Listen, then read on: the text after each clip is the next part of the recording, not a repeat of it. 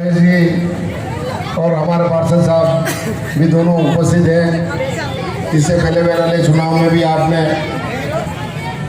मैं भी आया था निवेदन करने और भाई रमेश की साख पर और कार्यकर्ताओं की साख पर आदरणीय भाभी जी रमेश जी के घर से जिताया था। इस बार भाई राजेश को यहाँ से टिकट दिया है। हक तो रमेश जी का ही था, लेकिन लॉटरी सिस्टम निकलते आजकल कभी ओबीसी, कभी SC ST, कभी महिला, कभी सामान्य, इस प्रकार से वार्ड निकलते रहे। इसके बाद ये सामान्य वार्ड के खाते में लॉटरी खुली है। इस कारण से भाई राजेश सांड को यहाँ से उम्मीदवार बनाया है और पार्टी के कार्यकर्ता ऐसे लगन के होने चाहिए।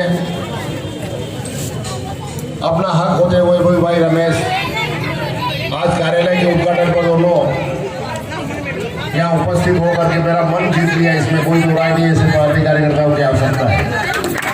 मैं इनका आभार व्यक्त करता हूँ। गए चुनाव के बोर्ड में रमेश जी ने और पार्षद साहब ने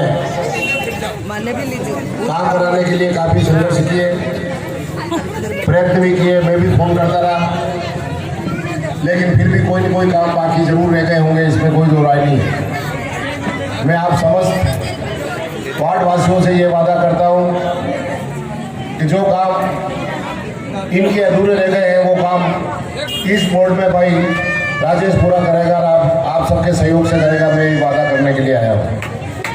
आपने 9 महीने पूर्व विधानसभा चुनाव में मुझे बहुत अच्छा समर्थन दिया था और आपके समर्थन से मैं विधायक के रूप में निर्वाचित हुआ और आदरणीय गहलोत साहब और पायलट साहब ने मुझे कैबिनेट में जगह दी और मुझे यहाँ का सेवा का अवसर दिया, पूरे राजस्थान की सेवा का अवसर दिया है।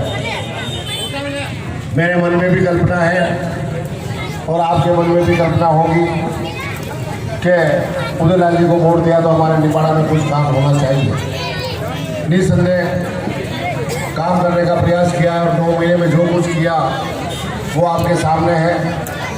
निपाड़ा में जिस प्रकार का वातावरण था आप सभी महसूस करते होंगे कि हर 15-20 दिन में गोली चलने की घटना कहीं न कहीं होती रहती थी, कहीं न कहीं गोली जरूर चलती थी। निपाड़ा बदनाम था, हिंदू मुस्लिम आमने सामने होने की स्थिति में बने रहते थे। सट्टा जोरों पर था, थाने में अन्याय होता था, दूसरे विभागों में शोषण होता था। इन पर रोक लगी है, ये मैं वादे से कह सकता हूँ। और अगर इस 9 महीने में भी आपके साथ कुछ हो रहा है तो मेरा ऑफिस पेज आपसे दूर नहीं है। आप जब चाहें जब आकर के मेरे को बता सकते हैं, शिकायत कर सकते हैं, आपकी समस्या का निराकरण होगा। 5 साल के लिए आपने मुझे विधायक चुना है, 4 साल शेष रह गए।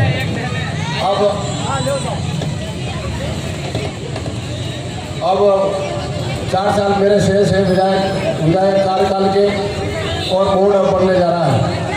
1 साल तो निकल गया, जो कुछ करना चाहा वो किया है, लेकिन आगे वापस 4 साल बाद मैं आपसे वोट मांगने के लिए आऊँगा।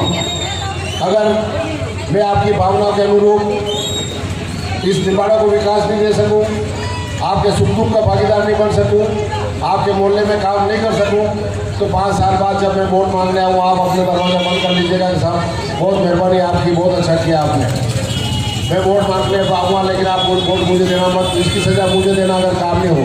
क्योंकि राजेश और ये पार्षद तो एक सदस्य के रूप में रहेंगे, ये सब मिल करके अपना अध्यक्ष चुनेंगे, जिसको ये पसंद करेंगे। मैं किसी को थोपूंगा नहीं कि अमुक व्यक्ति मेरा उम्मीदवार है। व्हाट्सएप में भी इस प्रकार की बातें चलाई जा रही है कि इनके खास आदमी जमर साहब है, गोपाल जी है, किसी को भी चेयरमैन बना देंगे और जैसी लूट पहले मची है वैसी मचेगी। लेकिन मैं आपसे वादा करता हूँ कि निर्वाचित पार्षद ही अपने चेयरमैन का चुनाव करेंगे और जो मेरे मन में कल्पना है और जो आपके मन में कल्पना है उनको साकार करने का काम 4 साल में पूरी तरह से कर दूँगा।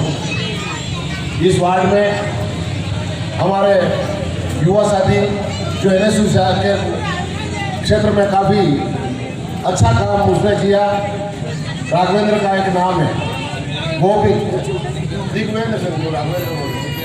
दिवेंद्र सिंह, उसने भी बहुत वो परिवार मेरे 1984 में जब मैं यहाँ पहली बार निमाड़ा में व्यवसाय करने आया, जब से उस परिवार से मैं जुड़ा हुआ हूँ।